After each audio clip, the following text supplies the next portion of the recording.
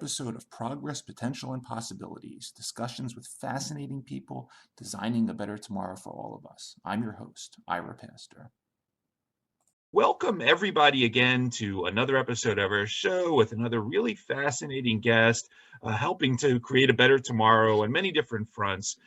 Today we are going to be continuing, as I referred to, our virtual road trip headed to Rabat, Morocco by way of Islamabad, Pakistan, and meeting up with Professor Dr. Raheel Qamar, who has a fascinating background. He wears multiple hats.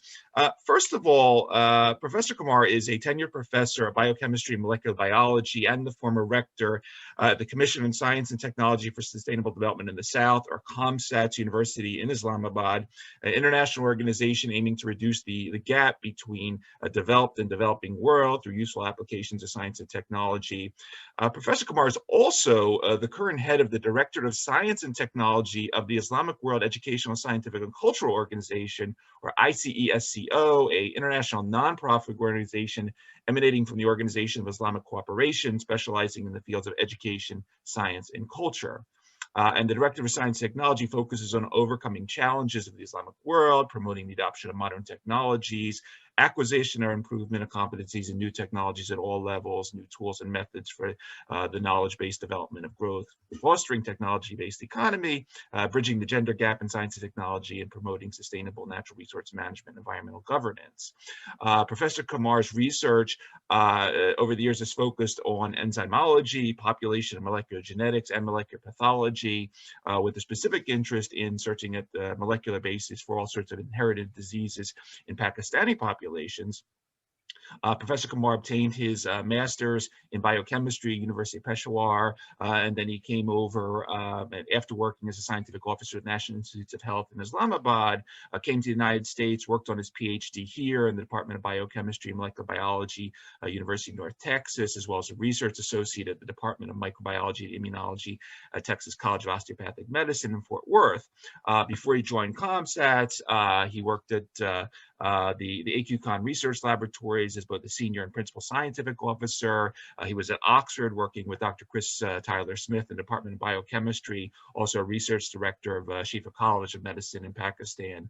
A lot to discuss today. Professor Qamar, thank you for taking the time to come on the show today. Pleasure. It's good seeing you. You have a fascinating background on all fronts. I'd love to, as we typically do on the show, just hand you the mic for a few minutes just to talk a little bit more about your background, everything from, if you could talk about where you grew up, how you developed your initial interest in science, biochemistry, molecular biology, and a bit of your interest in sort of the Pakistani population genetics. I think that'd be a great way to start things off. All right, thank you very much. Really a pleasure to be on your show here. I won't say that, I grew up thinking of becoming a scientist or whatever, because that wouldn't be true. I grew up thinking of becoming a general duty pilot in the Pakistan Air Force, be a fighter pilot. That was my big dream, But after having topped all their examinations, their intelligence test and their aptitude test and all that, it turned out that my eyesight was not 6x6. So that was an instant disqualification for me.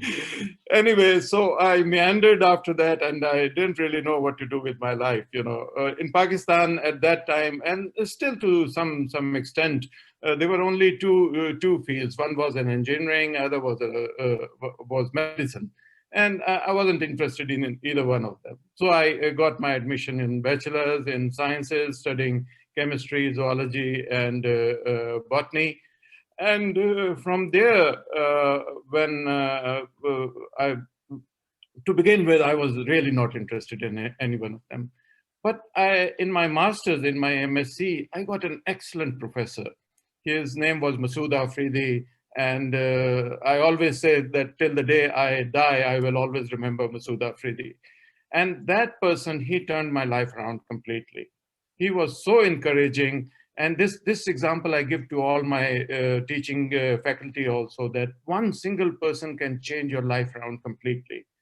He was very encouraging in class. And he used to say, He was an organic chemist, and you'll be surprised he was teaching us biochemistry. And he was excellent at that. He would get up on the board and start writing the equations and all that.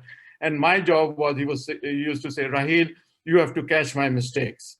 And that was a very loving experience and a unique experience for me, that a professor is saying to me, you have to catch my mistakes. And he used to love me answering, asking questions and all that. Usually in Pakistan, the general environment is that if you ask questions to a teacher, unfortunately at that time it was that you were being rude and not that you didn't know anything. So again, the first thing I always tell my students in my class is that there is no stupid question ever. If you don't know anything, you don't know anything, and you please go ahead and ask it. And that is a sort of an inhibition in the Pakistani society, that because of the respect of the teacher and all that, people are not willing to ask questions. And that you have to bring out very much into them. All right, so he got me interested in biochemistry. I full credits to him. I did not even know what biochemistry and molecular biology was. And then I started working at NIH in Islamabad, and I started doing small projects. And I figured that I was really not, geared to do research per se, because, education at that time was mostly rote learning, and you were not taught critical thinking, and still the same in our part of the world. So you were not really taught critical thinking and how to, develop projects and all that. So I said, I'm not adequately trained to do this. So I got admission in, it was North Texas State University at that time. Later it changed its name to University of North Texas in Denton. So I got admission there. And that was a wonderful experience, I tell you.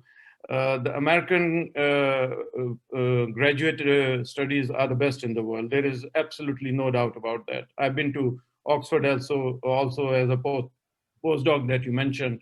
Nothing compares to the American graduate studies. And that is where I developed my critical thinking, and that is where I developed on how to do science, by not actually doing science also, but actually looking at other people's science also. Every single seminar that we used to have at the university, I would go attend that and see how people really do science, and then question them also. Why did you not do this? Why did you do that and that? And that gave me a really solid background into doing research. I really wanted to do molecular biology at that time. I've always been interested in genetics and all that. But unfortunately, the professor who was the molecular biologist at University of North Texas, he was notorious for keeping the students too long. Like one of our previous colleagues, he was there with him for 9 years. And I said, I don't have that kind of time, and not 9 years I can't spend. So I ended up with an enzymologist. And that was a very good experience. He was a tremendous teacher also. His name was Paul Fabian Cook. He has retired now and living in the Denton area. But he was an excellent person. He gave me full freedom on how I wanted to do my project and what experiments I wanted to do. Full freedom. He would not even ask me for months, what you are doing, what you are not doing. In lab group meetings, I would present my data, and he was always very encouraging. And so from there, I became an enzymologist. But when I went back to Pakistan, nobody knew about enzymology and enzyme kinetics. I'm basically an enzyme kineticist. So nobody knew about that at all. And people were asking me questions like, so, okay, you did your PhD in enzyme kinetics. What good is that for Pakistan?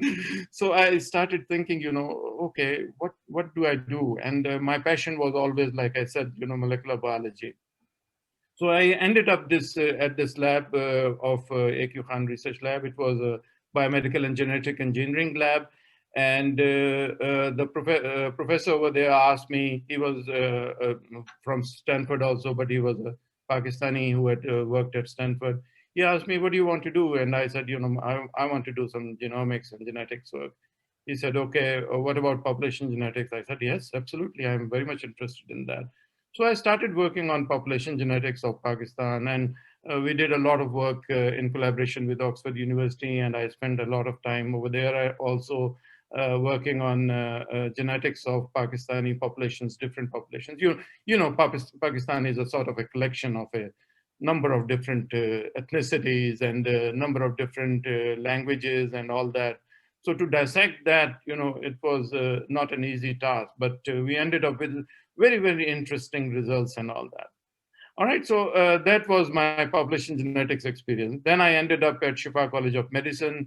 I was teaching, biochemistry and molecular biology over there, and they wanted me to set up a PCR diagnostic lab. So I set that up. Before they were the Shifa Hospital, which was affiliated with the college, was not doing any molecular diagnostic work.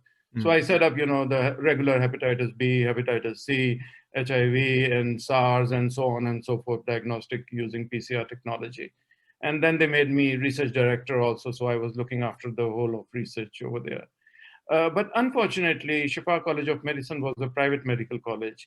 And I wrote an excellent grant and to the government of Pakistan, and it got approved and all that also. But when they figured out that I was at a private institution, they said, government funds can't go to the private institution. So that was unfortunate. Otherwise, I would have stuck around with Shifa College of Medicine. An excellent place to work with, and all the doctors over there, they were either had background experience in US or UK. So excellent environment to work over there. But unfortunately, I couldn't get funding from the government. So I decided to move on again. And I was appointed at COMSATS University. At that time, it was called COMSATS Institute of Information Technology. And there I started off as a full professor. And in fact, I was the first professor and the first faculty member to secure tenure at COMSAT also. Tenure track was a new experience that Pakistan was going at around 2005. And that is the time that I joined also, and I was the first one to secure tenure there. And there, I started off as professor, then they gave me the chairmanship of the department immediately after I had joined. And then they made me Dean of Sciences, they made me Dean of Research, Innovation, and Commercialization. And finally, from there, because I was the senior most professor, when the previous previous rector retired, they gave me the charge of Rector COMSAT. And that was a wonderful experience. I got to do so many things in education and research and in innovation and in patents and all that.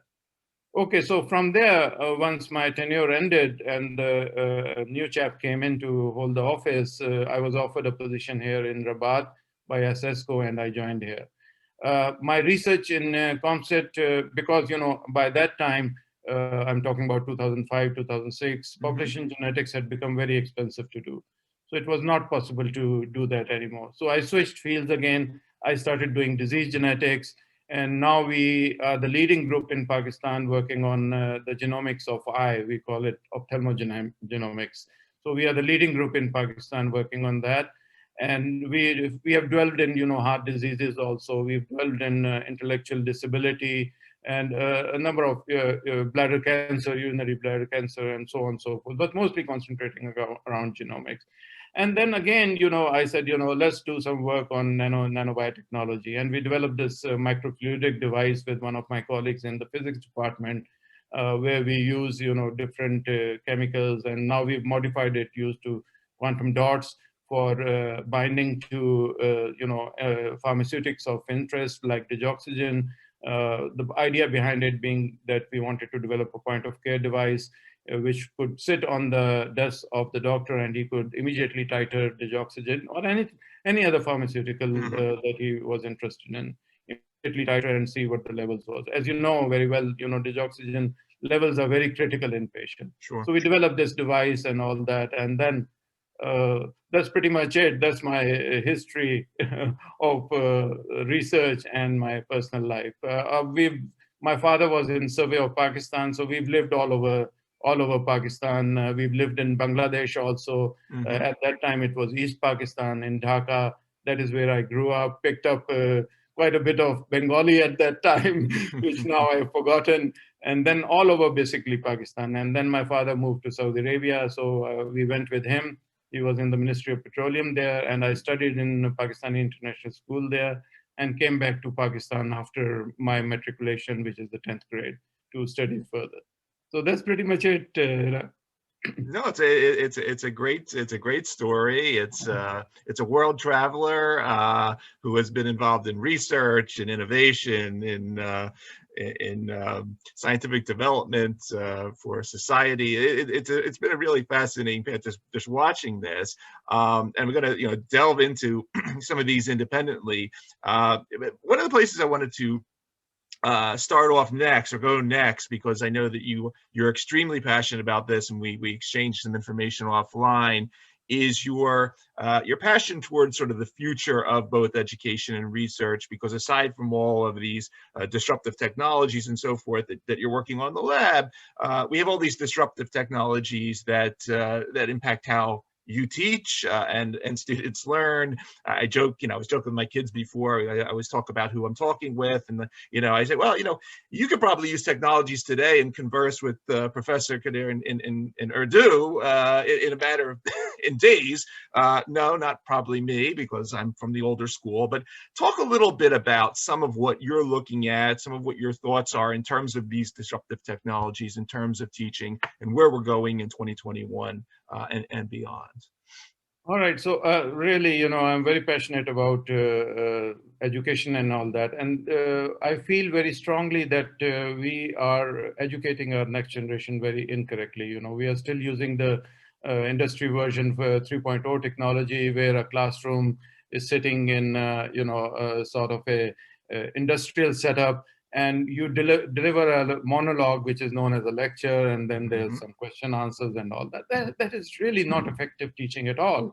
You really don't get your message across very, effectively in that sort of a mode. But of course, you can try small group teaching, and you can, do sort of interactive teaching and all that. That sort of improves your teaching methodology. But really, is that still an ideal way of doing? Because see, not everybody in the class is at the same learning pace. Some people learn very slowly, and then they absorb, facts and all that very slowly. And some learn very fast and proceed to the end of the class. I still remember in my medical college teaching, the smart kids used to sit in the front. And, I had to take, it was 100 class, 100 odd individual students class. So you have to take everybody along. And sometimes you have to be repetitive so that the facts and things sink into the students who are really, slow learners and all that. And the front row used to get agitated when I used to repeat myself, or, I used to go back to facts in my previous lecture and all that. They would say, come on, come on. And I understand where they were coming from, because they already know all those facts, but I have to take the whole class along. And so that is what I mean. That is sort of a lecture, sort of a mode is not an ideal mode of teaching. So, 5-6 years back, at that time, the pandemic was not there and all that. And I started talking to the Higher Education Commission, who's the regulator of Pakistan, that we really need to move into digital technologies and start using technologies and everything. And people, and I used to say very foolishly, that the future of education is where, we won't see teachers around any longer. And, artificial intelligence and other things can do a better job at teaching. And that used to rile people up a lot. And they used to say, no, that's never going to happen and everything. So then I said to the Higher Education Commission, let me experiment with, some course material. And I created an online flipped classroom mode of teaching. You're familiar with the flipped classroom. We created an online mode where we recorded all our top professors, and the students would, listen to it. This is like 5-6 years back that I'm talking about. Students would listen to it, and then they would come together in a virtual classroom and then interact with each other and, resolve their queries that they had. And initially, after a semester of doing that, there was a lot of hue and cry, because this was a new mode of doing things, and students were really, really agitated. But then they settled into it, and it worked very well. And what we did, we integrated it with the social media. You can still find most of the lectures on YouTube also. So if you want to listen to it, you can switch on the translation factor and listen to it in Dari or in any language that you want to. So that was an experiment that really worked very well for us. And when the pandemic set in last year, all the universities in Pakistan were unprepared for it. And we were really prepared, and we quickly switched over all our courses to online flipped classroom mode. And that was very easy for us to do because we had a lot of experience in doing that. Now, that made me thinking that, okay, online teacher thinking, teacher teaching and all that, that's a good model also, but really, we need to use more technology to teach. And again, I sort of believe in, that there should not be a generalized curriculum for everybody. Mm-hmm. There should be specialized, personalized curriculum for people. You might have a different knowledge set, I might have a different knowledge set. If you want to gain anything, it should be personalized and driven towards me. And that cannot happen in a normal classroom setting. So we developed this algorithm for an artificial intelligence platform. I call it a tree-based learning system. Mm-hmm. And what it does is that people who are slow learners, it takes them through facts very slowly and lets them absorb the fact and all that. And people who are fast learners, they climb to the top of the tree very quickly. And that algorithm we developed in Pakistan. And then I was going to start coding it, have it coded and all that. But by that time, my tenure was finished. And I think that project is not going anywhere from there onwards. So I personally think, the brick and mortar universities, and again, people used to laugh at me when I used to say this, that the brick and mortar universities are not going to exist in the future. And people are going to be, teaching and learning more online and more individualized things and all that. And it's going to be all about skill sets. Why do we, need to learn facts?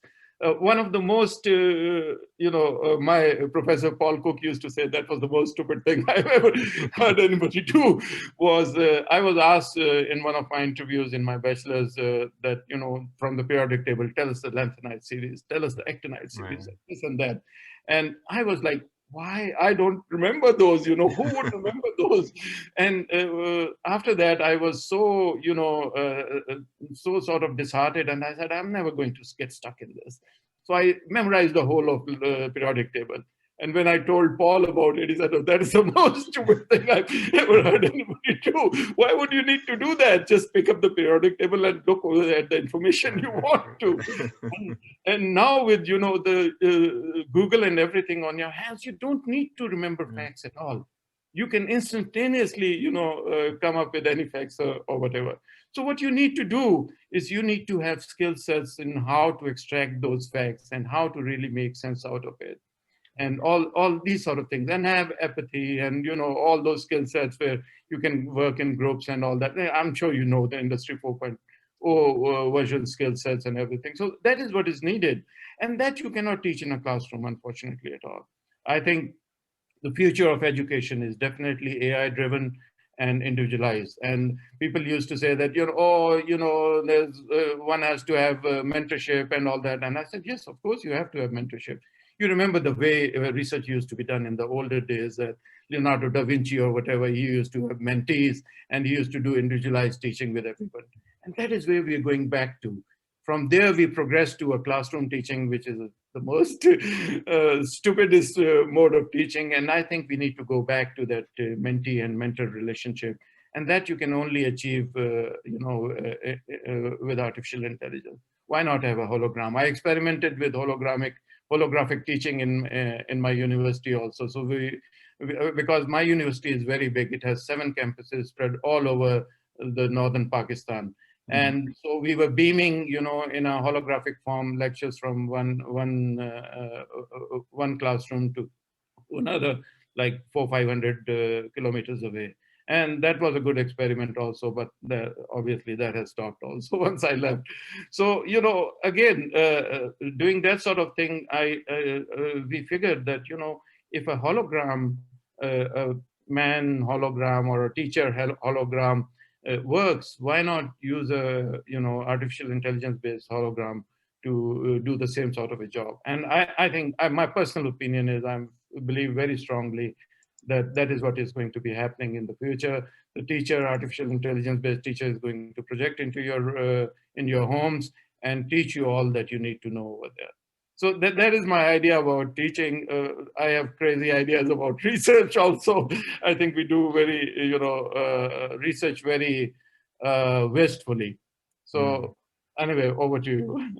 No, it's fascinating. And as a side joke, I did notice those really smart kids 30 years ago in the front row. And I thought, if I could just sit in the front row, I'll become one of those really smart kids. But it didn't work that way. But anyway, but let's continue along this, because now moving to the research side, and we'll get to ICESCO in a little bit, but I want to talk a little bit more about COMSATS, especially for sort of the U.S. audience that may be less familiar. And I thought about it actually before we even talked, it mainly as the Pakistani organization, but I realized there are quite a few 27 different member states. It spans Africa, Asia, Latin America. So here, it's Jamaica and Colombia are involved, and many countries in Africa, Middle East, China. Talk a little bit, because you've been obviously not just successful with the research and these models of education, but in technology transfer. You talked about your microfluidics device. Talk a little bit about the ecosystem, sort of the innovation ecosystem outside of COMSATS in Pakistan and in some of these other countries that you work with, and also basically how you see the ecosystem developing in this model. Okay. All right. COMSAT, we call it headquarter. COMSAT was an idea of our only Nobel laureate, well, in sciences at least, Professor Abdul Salam, who was a physicist and all that. And his idea was that, there's a lot of North-South cooperation and all that. But when you see the countries of the South, they are mostly underdeveloped, and there is no South-South cooperation. So that is where he came up with this idea of forming a commission which would concentrate more on South-South cooperation. And if you see, you mentioned our member states also, they're mostly located in the South, and they're mostly impoverished, and they mostly are, very backward, excuse the use of the word, in science and technology and education and so on and so forth. So that is where the idea was born. And COMSAT Institute of Information Technology at that time was sort of was a center of excellence, which was formed in Pakistan with the help of the government of Pakistan. And then it became completely independent from COMSAT headquarters. So we are an entity which is independent of COMSAT headquarters. And we concentrated on research and development and education and all that. So when I took over as Dean of Science and ultimately Dean of Research, Innovation, Commercialization, I used to say to people, like, look here, we are really not producing the research level that we should be producing. There was a sort of a revolution which happened in higher education in Pakistan, and that was in General Musharraf's era, when he appointed Professor Ataur Rahman, a very well-renowned professor, as the chairman of Higher Education Commission. And he practically transformed the higher education in Pakistan and the research environment. Let me tell you this, in the year that HEC was formed, I think it was the year 2002, the whole of Pakistan was producing only 855 publications in impact factor journals. Can you imagine? The whole of Pakistan, only 855, which any small college in the US would be doing. So he transformed that completely, and he put in a lot of money into education and research and all that. And that was one of the major reasons I had moved from Shifa College to COMSAT also. And so I used to say to my faculty, look here, without research, we can't do anything. When I took over as Dean of Sciences, we were publishing 255 journal papers. So we started giving incentives, we started giving, funding their research, and we started giving them money to publish in open source journals and everything. And by the end of that, what happened is we became #1 in Pakistan as far as publications is concerned. We were the first university to cross 1,500 impact factor journal publications in a year. I think it was year 2017, and in 18 we crossed 2,000, then 2,500, and then we crossed 3,000. And we are the most research producing university in Pakistan. We produce almost now 25% of the research coming out of Pakistan. And the overall scenario of research also changed in Pakistan when so much funds were put in. And in the year, the last analysis I did was year 2019, Pakistan had published 20,000 publications at that time. And India, although India at that time published 90,000 or whatever. So I did this brief analysis of per capita publication, and we had crossed India in the year 2017, I think. So we had crossed per capita, not absolute number, per capita publication, we had crossed them at that time. So that is the sort of thing that needed to be developed in Pakistan a lot, because there was no manpower, there was just 2,000, 3,000 PhD faculty member. And Professor Atta, he sent a lot of people to US, to Europe and other places for PhD. Our faculty development program was one of the largest in the world at that time, with Fulbright and with other people also. With Fulbright, we are still running the largest faculty development program, sending students to US and all that. So it really changed the environment of research. So when we saw that, we were doing well in research and everything, then I said, research per se is, not enough. What do we need to do? We need to move on from there. And also funders started asking, one chairman of Higher Education Commission, he asked me point blank, Raheel, you publish 150 impact factor journal papers. What good is that to the society? so people started asking that question also. So I said, enough basic research. We continue with that. We now need to move to applied research. So we started re-educating our professors, and that was one of the hardest thing I ever did in my life, re-educating professor on how to do applied research. People were so stuck in what they were good at and what they were doing that they would not move on to, applied research. And of course, when you talk to me also about, doing research for money or whatever, our minds close up, because we are, sort of from the old school. We don't believe in, making money off our research.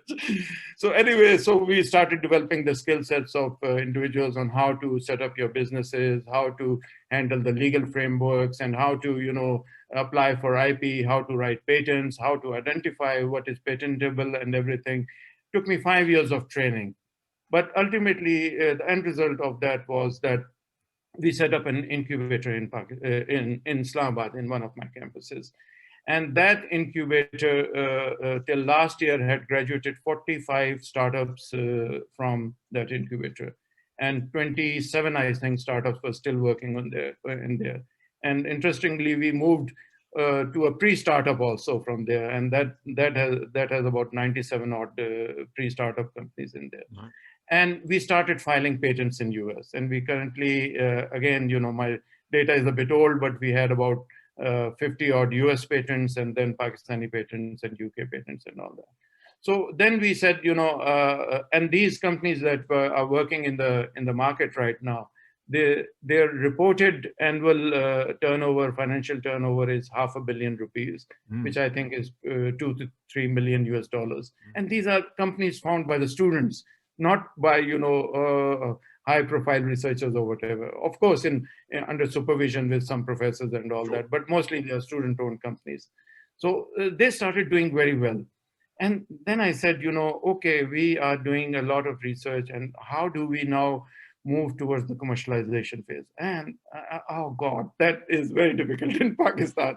So we had a couple of different products on which we had IP. We had one product which sort of accelerates wound healing.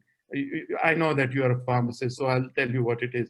What we found is we found some of the deoxy sugars to accelerate wound healing in deep cuts and diabetic patients. Okay. And we hold an IP on that, a US patent and a British patent also on that.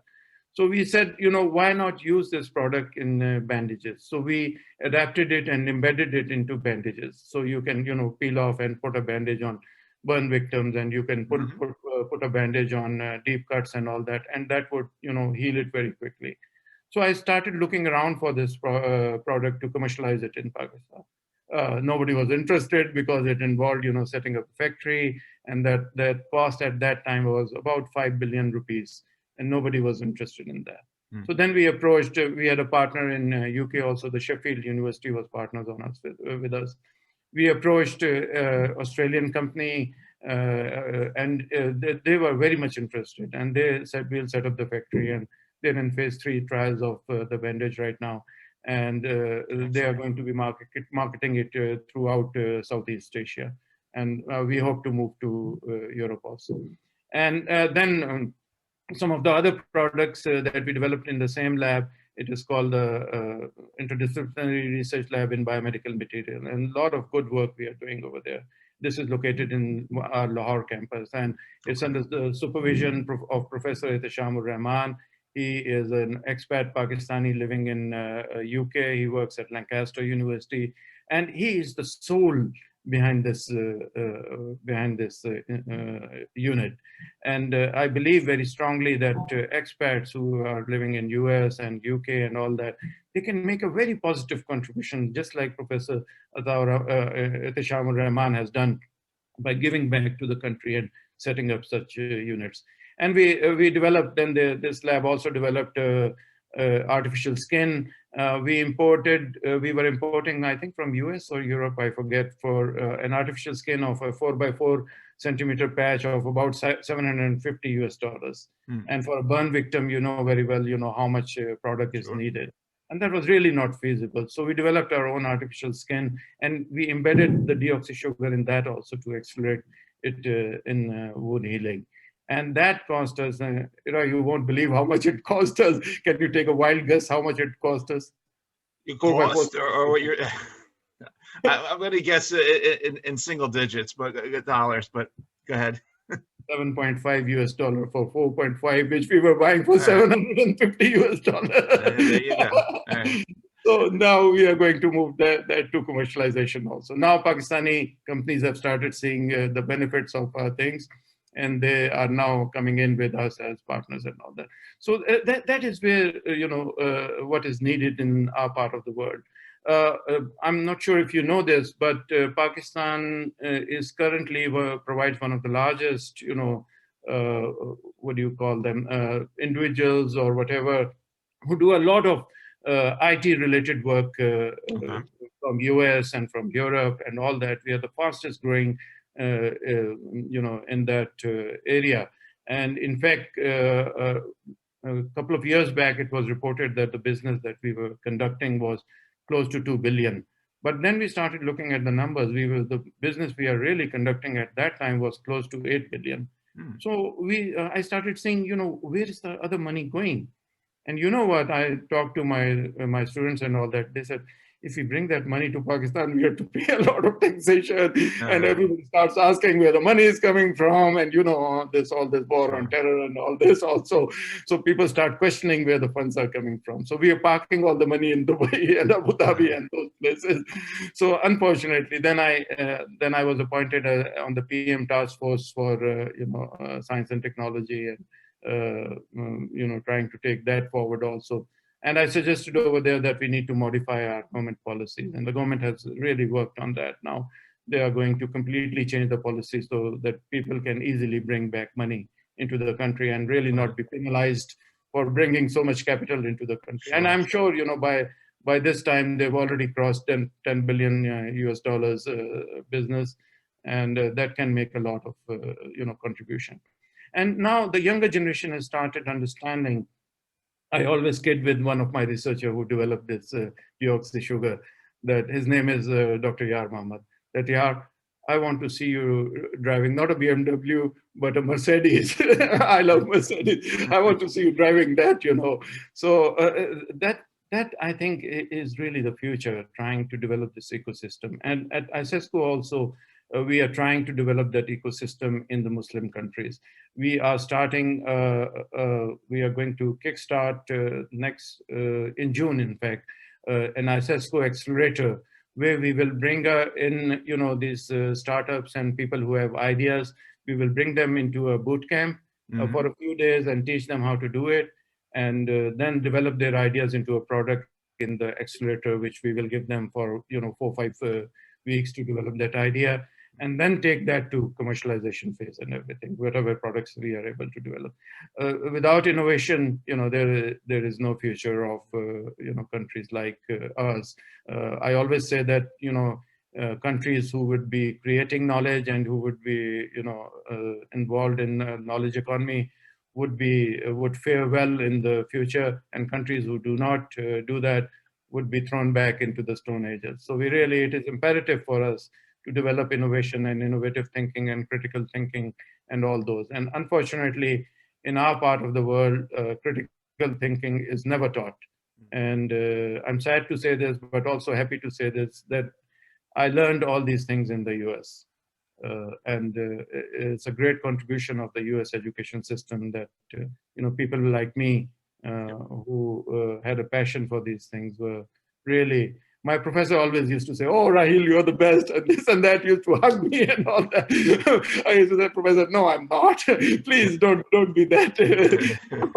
Don't go to that heights. I'm okay. But I did well in my studies over there. I graduated with a 3.93 CGPA also, so I did well in my studies, and that was just because in the exam also it was all about critical thinking, how you could think and sit in the exam and think critically and come up with an answer, and not rote learning.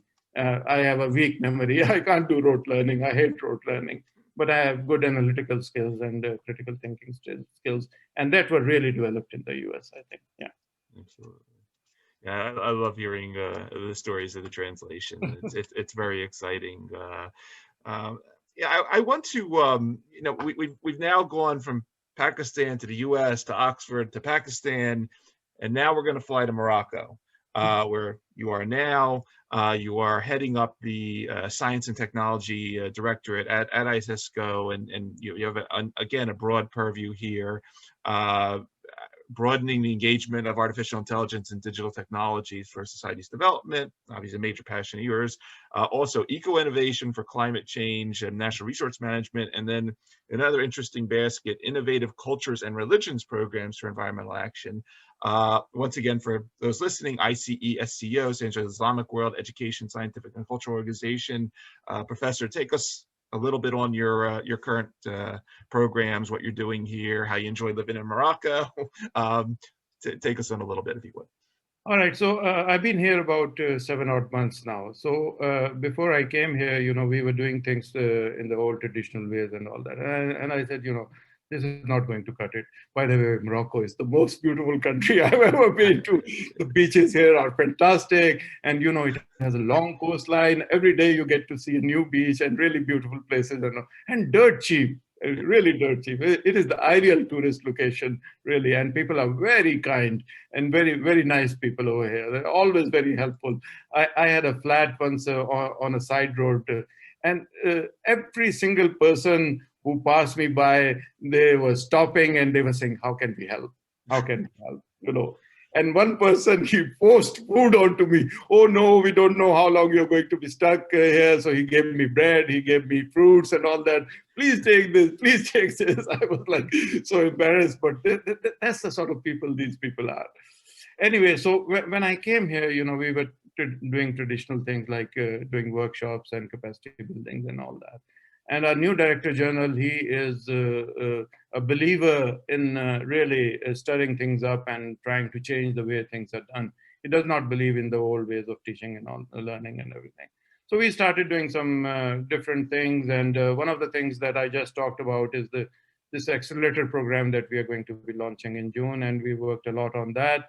And eco-innovation. The problem with again, I will say it, our part of the world is the impoverished world, is that even when a small disaster happens, it becomes a big casualty, because we are really not used to handling disasters, and we don't have the systems and we don't have the capacities to do that. So one of the first programs we started was disaster risk management and disaster risk reduction. And this we are doing with Sultan Qaboos University in Oman, and Naif University in Saudi Arabia.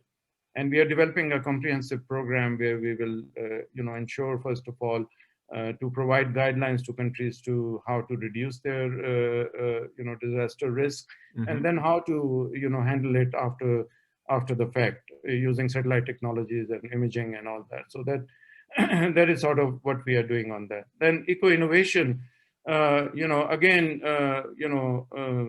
in impoverished nation, when you have problems of even not being sure where your next meal is going to be coming from, you really don't care for the environment any longer, and you sort of try to use it for your benefit, cutting down trees and burning it for fuel or whatever, and whatever not.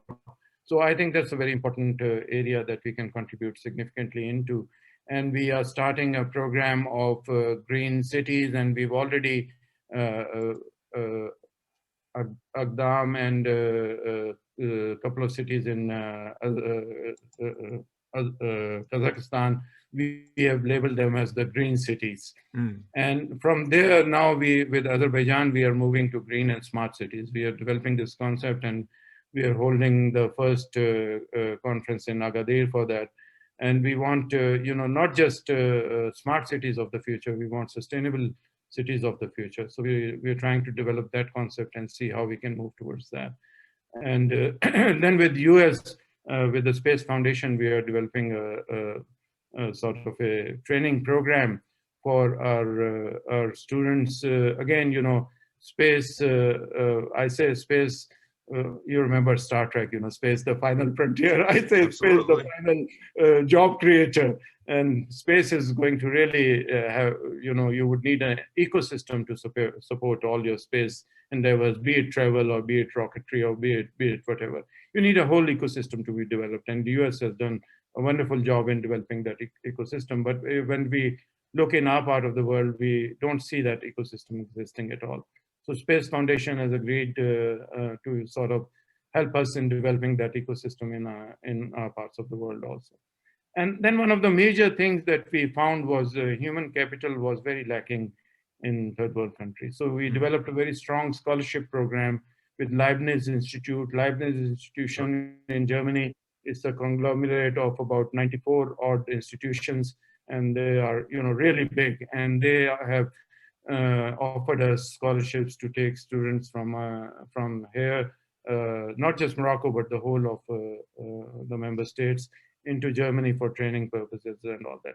And one thing I told them that, from my past experience and all that, I said, this complete PhD will not work in our part of the world. I keep saying our part of the world, our part of the world. I said, I apologize for that. So this is not going to work. So what I told you that when I went back to Pakistan, they said, enzyme kinetics, what is that? Why is that important for us? So I said, what we need to do is we need to have a sort of a split PhD. The student starts his research in his country, in his university, on a problem which is related to the country. Then he goes for a year to Leibniz or to any other place, and he develops that, he finishes that project and he wraps it up and then comes back to the country and, then sort of sets up, moves on to his defense and everything. And that, I think, would be a much better model than a complete PhD done in Germany or done in US or whatever. And Leibniz Institution, in fact, they went a step further. They said, okay, once you have a critical mass of these individuals, we would be happy to, set up sort of this was my idea also, that why not we set up satellite units in these countries. And they said we would be happy to do that with asking the German government for funding also and trying to set up these units. And the first, the MOU we signed was, I think a couple of days back, was with LECAT. And LECAT works on catalysis, industrial catalysis. And I think that is very much needed. So they will train our scientists on how to work on industrial problems and then go back to their countries and solve industrial problems and all that. And from there, we will move into different areas. Now we are planning on others also. So these are the sort of, trying to develop human capital, trying to move towards innovative technologies, trying to move towards artificial intelligence and its uses, and also modifying education and culture, we believe very strongly that all religions and everything is this is my area also, population genetics, that all humanity on earth, we came from this Great Lakes region and from a single mother, for sure, because if you look at the mitochondrial genome, Sure. every single individual who has been tested, they all trace back their lineage to a single person. My work was mostly on Y chromosome also, and we were trying to do the same sort of thing, trying to trace it back to the biological Eve and to the biological Adam also. And so we are all descended from a single person and a single lady, whatever the factor, whatever the religious connotations or whatever. Sure. I'm not going to go into that. But the scientific fact is from a single mother for sure. So we are all brothers and sisters on this planet. And I don't really understand, why then we are at each other's throats all the time and trying to kill off each other or whatever. Okay. So, where was I? I've lost my train of thought now. So, I think there's a need to, develop this brotherhood in the Muslim nation. So we have drafted this this saying, which is based upon our Prophet Muhammad Sallallahu Alaihi Wasallam's saying that all people are derived from Adam and Eve, and nobody has, preference over the other, be it a black man or be it a white man. Nobody has preference over each other, be it a Jew, be it a Christian, be it a Muslim. All religions are equal also. And of course, we are from the Abrahamic religions, Judaism and Islam and Christianity. So we are descended from the same sort of prophet also. So we do not differentiate between them. Before we were working mostly with the member state, but now we've opened up our doors to work with the West and with other religions and other cultures also. And one of the things we are doing is, you remember a while back there was a war fought between Azerbaijan and Armenia. And a lot of the areas which were occupied, which belonged to Azerbaijan, we had we visited them 3-4 months back, and we saw a lot of devastation over there. Churches destroyed, mosques destroyed, and completely houses leveled to the ground. So we said we will support the development and the reconstruction of one church over there and one mosque over there. So we want to bring together people rather than create divisions among religions and among nations and all that. So that is the sort of thing that we are now trying to develop cohesion and to develop, intercultural harmony between different nations. Because, like I said, you and I and everybody else is brothers, and we are all descendants of people from Africa, the African nation. So why should brothers and sisters be cutting each other's throats? I realize, there are a lot of extremists, and we face that lot in Pakistan also. In the war on terror, Pakistan, we were the one who suffered the most. We lost more than 80,000 individuals to bombings and all that. But now we've controlled them completely. Our army has done a wonderful job. They've eliminated all the terrorists from Pakistan, and there's no terrorism any longer. And I would really encourage you also, go visit Pakistan. The northern areas of Pakistan are beautiful. You will not find such an area anywhere in the world. Is that a travel book for Pakistan? That's a little travel. I have it's just funny you mentioned. I have a little set of travel books of places I've not yet been, but I've collected them. And they see the problem that these kids came along and they stopped me from traveling. So, but anyway, I'll get places. Anyway, the northern areas are really beautiful. The Deosai Plains and all these mountains, the K2, which is the second highest peak in the world. Oh, they're amazing. The lakes over there, the crystal clear lakes and beautiful areas to visit. I really love that. Some people say that that's the Switzerland of Pakistan. I don't know. So we are trying to develop our tourism also now, showing people that, all these negative elements have been eliminated from the country, and it's safe to visit the country now. That's great. So, okay. So I guess that's pretty much it. Unless you want to, ask something else or whatever. Yeah, no, it's a fascinating message. It's an elegant message, and something that everybody needs to hear of all cultures, all countries. The only other thing I wanted to ask you about, I realize you have a lot going on. I just wanted to come back to you now and give you the mic just to take us out. But early on, when you're talking about your early biochemistry experience, you mentioned a Professor Masoud Afridi as a major mentor early on. Take a couple of minutes, just if you would, mention anyone else you want to, mentors, influencers that have been really instrumental on keeping Professor Raheel Qamar on this path, who, if it wasn't for them, you'd be off practicing law or doing something totally different. Or flying planes or something. Exactly. So, of course, Masoud Afridi was one of the major influences of my life, and he completely, at that time, what had happened to me, that I got disillusioned with life, unfortunately, because I couldn't become the fighter pilot that I wanted to all my life.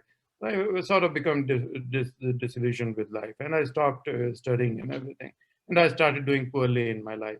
And he is the person who provided me that support that I needed in my life. My father was both my parents and my brother were there. They were in Saudi Arabia. I was all alone in Pakistan, living with my grandparents.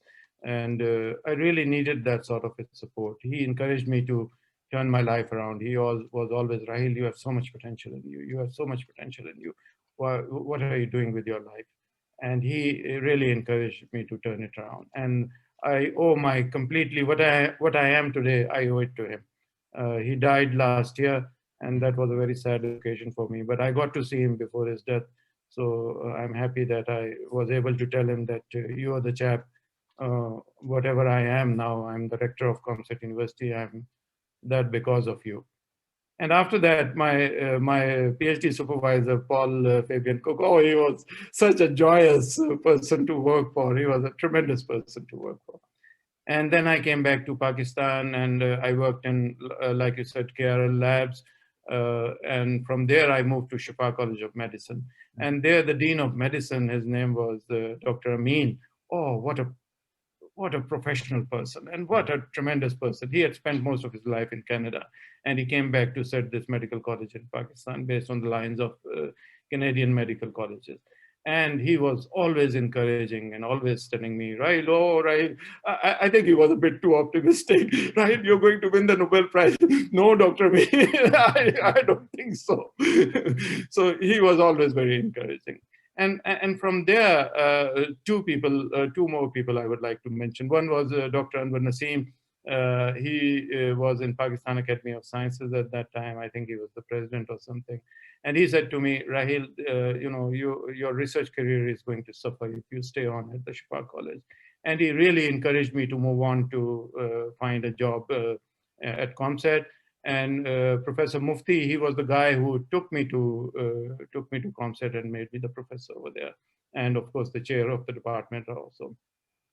And Professor Atar Rahman, my God, this guy has, single-handedly, Professor Atar Rahman and Professor Naqvi, their team. Professor Atar Rahman was the chairman of Higher Education Commission. Professor Naqvi was the executive director of Higher Education Commission. So Professor Atar used to have all these fancy ideas, and Professor Naqvi used to operationalize them. They single-handedly changed research and education in Pakistan completely. And whatever Pakistan is now, or whatever people like me are, we owe it completely to Professor Atar Rahman and Sohail Naqvi. I think these are the major influences of life. And Professor Ed Southern also. I was in Professor Ed Southern's lab. He's the famous guy who of Southern blotting. He was the guy who created that, and then the DNA chip also. I was in his lab, but I was under the direct supervision of Chris Tyler Smith. And Chris is a tremendous population geneticist. He really infused that love for population genetics in me also.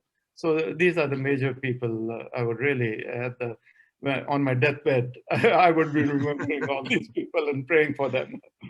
Excellent, outstanding.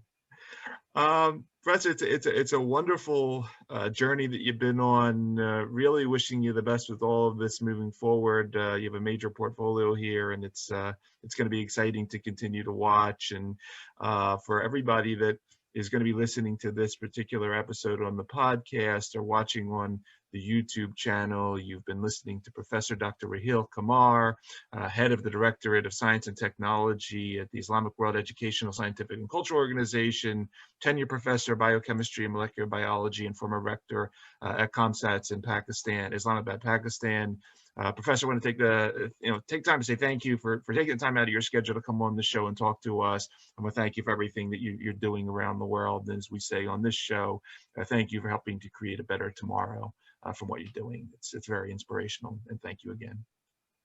Thank you very much, Thank you for giving me the opportunity to be on your show. Thank you.